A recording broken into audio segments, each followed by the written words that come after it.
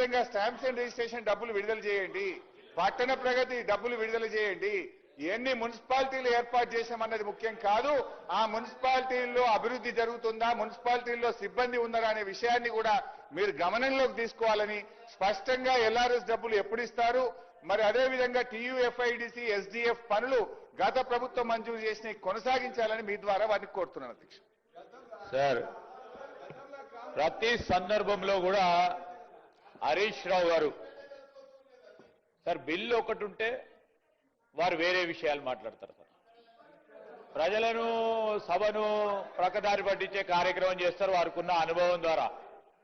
ఈరోజు మేము చెప్తా ఉన్నాం అధ్యక్ష, అన్ని విషయాల విషయంలో ఒకటి మొదటి నుంచి అభివృద్ధి, మరి సిద్దిపేటలో ఫాగింగ్ కి సంబంధించి, ఎల్ఆర్ఎస్ కి సంబంధించి, ఎస్డిఎఫ్ కి సంబంధించి, టీయూఎఫ్ఐడిసికి సంబంధించిన అన్ని అంశాలు లేవనెత్తారు అధ్యక్ష. నేను ఇంత పూర్వకం కూడా చెప్పాను, ఇది ఒక షార్ట్ నోటీస్ ద్వారా రండి, అవకాశం ఇచ్చినప్పుడు రండి, మాట్లాడదాం, చర్చకు సిద్ధం. మేము ఈరోజు మున్సిపాలిటీసు కార్పొరేషన్ కు సంబంధించిన అభివృద్ధి విషయంలో ఎక్కడా కూడా నిధుల పరంగా ఇబ్బంది లేకుండా కనీస అవసరాలు తీర్చే ఒక కార్యాచరణ తీసుకొని ఆనాడు మీరు ఇచ్చిపోయారు.